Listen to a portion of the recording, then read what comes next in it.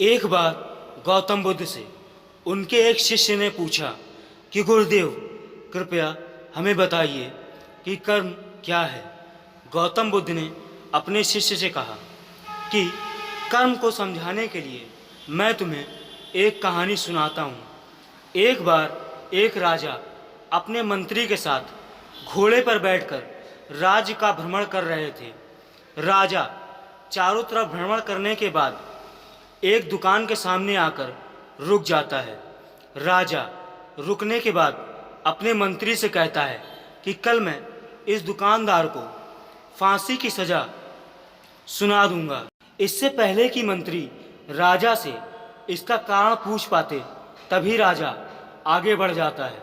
अगले दिन सुबह मंत्री इस बात का पता करने के लिए आम जनता की तरह भेष बनाकर उस दुकानदार के पास पहुंच जाता है और दुकानदार से उसके कामकाज के बारे में पूछने लगता है। तब दुकानदार कहता है कि बहुत बुरा हाल है। दुकानदार चंदन की लकड़ी बेचने का काम करता था। इसके बाद दुकानदार ने कहा कि लोग मेरी दुकान पर आते हैं, चंदन की लकड़ी को सूंघकर उसकी प्रशंसा करके चले जाते हैं, लेकिन कोई खरीदता कुछ भी नहीं है। मैं सिर्फ इसी इंतज़ार में बैठा हूँ कि कब हमारे राज्य के राजा की मृत्यु हो और उनके अंतिम संस्कार के लिए मुझसे सारी लकड़ियाँ खरीद ली जाएं। मंत्री को अब सारी बात समझ में आ गई थी। इसके बाद मंत्री उसने उस दुकानदार से कहा कि मैं आपसे कुछ चंदन की लकड़ियाँ खरीदना चाहता हूँ। यह सुनकर दुकानदार खुश हुआ और उसने सोचा कि चलो कुछ तो बिका।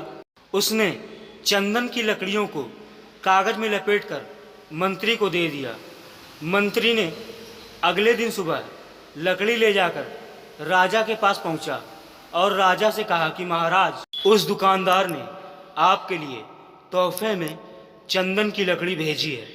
यह सुनकर राजा बहुत खुश हुआ और ही मन सोचने लगा कि मैं उस दुकानदार के बारे में कितना गलत सोच रहा था। उसने चंदन की लकड़ी को हाथ में लेकर सूंघा। राजा ने खुश होकर उस दुकानदार को मंत्री के हाथों सोने के सिक्के भिजवाए। मंत्री अगले दिन आम जनता के भेष में सोने के सिक्के के साथ उस दुकानदार के पास पहुंच गया। उसने सोने के सिक्के दुकानदार को दिए। दुकानदार बहुत खुश हुआ और उसने सोचा कि मैं राजा के बारे में कितना गलत सोच रहा था। राजा तो बड़े ही दयालु हैं। जब यह कहानी खत्म हुई तब गौतम बुद्ध ने अपने शिष्यों से पूछा कि कर्म क्या है। तब शिष्यों ने उत्तर दिया कि शब्द ही हमारे कर्म हैं। हम जो भी कार्य करते हैं वही हमारे कर्म हैं। जो हमारी भावनाएं हैं वह भी हमारा कर्म ही है। गौतम बुद्ध ने अपने शिष्यों के जवाब सुनने के बाद कहा, आपके विचार ही आपके कर्म हैं। आपके विचार ही आपको अच्छा या बुरा बनाते हैं। अगर आप अपने विचारों पर नियंत्रण करना सीख जाते हैं तब आप महान बन जाते हैं। जब आप अच्छा सोचते हैं तब आपके साथ भी अच्छा ही होता है। दोस्तों, यह कहानी आपको कैसी लगी हमें कमेंट करके ज़रूर बताएं। धन्यवाद।